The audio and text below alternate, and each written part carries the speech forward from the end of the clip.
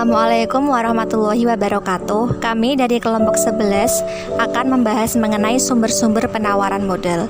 Dalam video ini nanti kita akan membahas mengenai pengertian modal dan juga sumber-sumber penawaran modal. Yang pertama yaitu pengertian modal. Modal adalah baik barang konkret yang masih berada dalam rumah tangga perusahaan atau dalam sebuah jurnal dituliskan di sebelah debit, maupun berupa daya beli atau nilai tukar dari barang-barang yang terdapat di sebelah kredit. Atau dapat disimpulkan bahwa modal adalah semua barang yang berada dalam rumah tangga perusahaan dalam fungsi produktifnya membentuk pendapatan. Jadi, modal adalah semua barang yang dimiliki oleh perusahaan yang digunakan dalam aktivitas produksinya untuk menghasilkan pendapatan dan mencapai keuntungan. Sumber-sumber modal. Yang pertama, sumber intern. Modal yang berasal dari sumber intern adalah modal atau dana yang dibentuk atau dihasilkan sendiri di dalam perusahaan. Alasan perusahaan menggunakan sumber dana intern yaitu A. Dengan dana dari dalam perusahaan, maka perusahaan tidak mempunyai kewajiban untuk membayar bunga maupun dana yang dipakai. B. Setiap saat tersedia jika diperlukan. C. Dana yang tersedia sebagian besar telah memenuhi kebutuhan dana perusahaan. D. Biaya pemakaian relatif murah.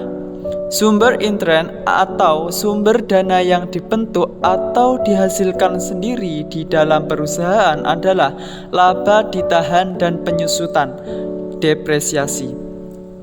A. Laba ditahan.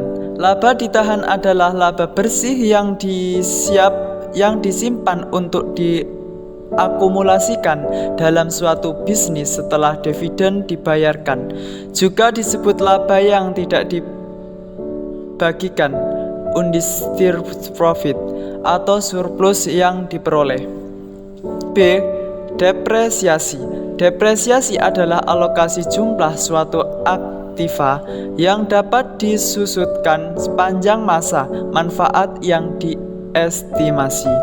Penyusutan untuk periode akuntansi dibedakan ke pendapatan baik secara langsung maupun tidak langsung. 2. Sumber ekstern. Modal yang berasal dari sumber ekstern adalah sumber yang berasal dari luar perusahaan. Alasan perusahaan menggunakan sumber dana ekstern adalah A.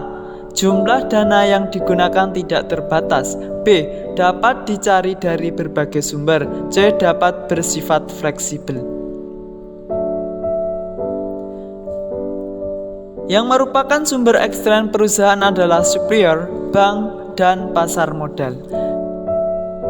Yang pertama, supplier. Supplier memberikan dana kepada suatu perusahaan dalam bentuk penjualan barang secara kredit, baik untuk jangka pendek kurang dari 1 tahun maupun jangka menengah lebih dari 1 tahun dan kurang dari 10 tahun. Penjualan kredit atau barang dengan jangka waktu pembayaran kurang dari 1 tahun terjadi pada penjualan barang dengan bahan mentah oleh supplier kepada langganan. Supplier atau manufaktur sering pula menjual mesin atau peralatan lain hasil produksinya kepada suatu perusahaan yang menggunakan mesin atau peralatan tersebut dalam jangka waktu pembayaran 5-10 tahun. B. Bank. Bank adalah yang berperan sebagai perantara keuangan antara pihak yang memiliki dana serta sebagai lembaga yang berfungsi memperlancar lalu lintas pembayaran. C. Pasar modal. Pasar modal adalah suatu pengertian abstrak yang mempertemukan dua kelompok yang saling berhadapan tetapi yang kepentingannya saling mengisi, yaitu calon pemodal investor di suatu pihak dan emiten yang membutuhkan dana jangka menengah atau jangka panjang di lain pihak, atau dengan kata lain adalah tempat dalam arti abstrak. Bertemunya penawaran dan permintaan dana jangka menengah atau jangka panjang. Dimaksud dengan permodalan adalah perorangan atau lembaga yang menanamkan dananya dalam efek, sedangkan emiten adalah perusahaan yang menerbitkan efek untuk ditawarkan kepada masyarakat. Fungsi dari pasar modal adalah mengalokasikan secara efisien arus dana dari unit ekonomi yang mempunyai surplus tabungan kepada unit ekonomi yang mempunyai defisit tabungan. Sumber-sumber modal koperasi. Sumber-sumber modal koperasi tercantum dan diatur dalam undang-undang, yaitu Sumber Modal Koperasi Undang-Undang Nomor 12/1967. Yang pertama, simpanan pokok. Simpanan pokok adalah sejumlah uang yang harus dibayarkan oleh anggota kepada koperasi pada saat masuk menjadi anggota. Simpanan pokok tidak dapat diambil kembali selama yang bersangkutan menjadi anggota koperasi. Simpanan pokok sama jumlah untuk setiap anggota. Yang kedua, simpanan wajib. Simpanan wajib adalah simpanan tertentu yang harus dibayarkan oleh anggota kepada koperasi pada saat masuk menjadi anggota. Simpanan pokok tidak dapat diambil kembali selama yang bersangkutan masih menjadi anggota koperasi. Simpanan pokok jumlahnya sama untuk setiap anggota. C. Dana cadangan. Dana cadangan adalah sejumlah uang yang diperoleh dari penyisian dari sisa hasil usaha yang dimaksud untuk mengumpulkan modal sendiri, pembagian kepada anggota yang keluar dari keanggotaan koperasi, dan untuk menutup kerugian koperasi bila diperlukan.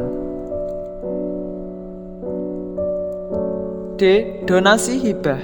Donasi hibah adalah sejumlah uang atau barang modal yang dapat dinilai dengan uang yang diterima dari pihak hibah atau pemberi dan tidak mengikat. E. Modal sendiri. F. Modal pinjaman. Debit capital.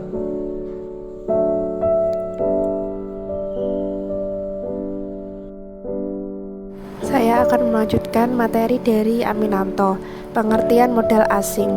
Modal asing adalah modal yang berasal dari luar perusahaan yang sifatnya sementara bekerja di dalam perusahaan. Dan bagi perusahaan yang bersangkutan, modal tersebut merupakan utang yang pada saatnya harus dibayar kembali. Modal asing dibagi ke dalam 3 golongan, yaitu utang jangka pendek, utang jangka menengah, dan utang jangka panjang. Pertama, modal asing atau utang jangka pendek adalah modal asing yang jangka waktunya paling lama 1 tahun. Adapun jenis-jenis yang termasuk ke dalam modal asing jangka pendek adalah rekening koran, kredit dari penjual, kredit dari pembeli, dan kredit wesel. Rekening koran adalah kredit yang diberikan oleh bank kepada perusahaan dengan batasan tertentu, di mana perusahaan mengambilnya tidak sekaligus melainkan sebagian demi sebagian sesuai dengan kebutuhan. Dan bunga yang dibayar hanya untuk jumlah yang telah diambil saja, meskipun sebenarnya perusahaan meminjamnya lebih dari jumlah tersebut. Yang kedua, kredit dari penjual. Pengertiannya yaitu kredit perniagaan, dan kredit ini terjadi apabila penjualan produk dilakukan dengan kredit. Apabila penjualan dilakukan dengan kredit, berarti bahwa penjual baru menerima pembayaran dari barang yang dijualnya beberapa waktu kemudian setelah barang diserahkan. Selama ini, pembeli atau langganan dapat dikatakan menerima kredit penjual dari penjual atau produsen. Selama waktu itu pun berarti penjual atau produsen memberikan kredit penjual kepada pembeli atau langganan. Yang ketiga, kredit dari pembeli, yaitu kredit yang diberikan oleh perusahaan sebagai pembeli kepada pemasok dari bahan mentahnya atau barang-barang lainnya. Di sini pembeli membayar harga barang yang dibelinya terlebih dahulu, dan setelah beberapa waktu barulah pembeli menerima barang yang dibelinya. Selama waktu itu, dapat dikatakan bahwa pembeli memberikan kredit pembeli kepada penjual bahan mentah atau barang dagang. Yang keempat, kredit wesel. Ini terjadi apabila suatu perusahaan mengeluarkan surat pengakuan utang yang berisikan kesanggupan untuk membayar sejumlah uang tersebut kepada pihak tertentu dan pada saat tertentu. Dan setelah ditandatangani surat tersebut dapat dijual atau diuangkan pada bank. Dari surat tersebut diperoleh uang sebesar apa yang tercantum dalam surat utang tersebut dikurangi dengan bunga sampai hari jatuh temponya. Dengan demikian, maka ini berarti bahwa pihak yang mengeluarkan surat utang tersebut menerima kredit selama waktu mulai diuangkannya sampai saat dimana utang tersebut harus dibayar. Yang kedua, modal asing atau utang jangka menengah adalah utang yang jangka waktunya lebih dari 1 tahun dan kurang dari 10 tahun. Bentuk utama dari kredit jangka menengah adalah leasing dan term loan. Term loan adalah kredit usaha dengan umur lebih dari 1 tahun dan kurang dari 10 tahun. Pada umumnya, term loan dibayar kembali dengan angsuran tetap selama satu periode tertentu. Leasing, apabila kita menginginkan suatu aktiva dan memperoleh hak penggunaan atas suatu aktiva tersebut tanpa disertai dengan hak milik dengan cara mengadakan kontrak leasing untuk aktiva tersebut. Dengan demikian, leasing adalah suatu alat atau cara untuk mendapatkan servis dari suatu aktiva tetap pada dasarnya sama seperti halnya kalau kita menjual obligasi untuk mendapatkan servis. Yang ketiga, modal asing atau utang jangka panjang adalah utang yang jangka waktunya adalah panjang, umumnya lebih dari 10 tahun. Utang jangka panjang umumnya digunakan untuk membelanjai perluasan perusahaan. Contohnya yaitu pinjaman obligasi adalah pinjaman uang untuk jangka waktu yang panjang. Kedua, pinjaman hipotek adalah pinjaman jangka panjang di mana pemberi uang diberi hak hipotek terhadap suatu barang tidak bergerak agar supaya bila pihak debitur tidak memenuhi kewajibannya, barang itu dapat dijual dan dari hasil penjualan tersebut dapat digunakan untuk menutup tagihannya.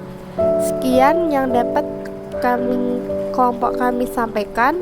Kurang lebihnya mohon maaf. Wassalamualaikum warahmatullahi wabarakatuh.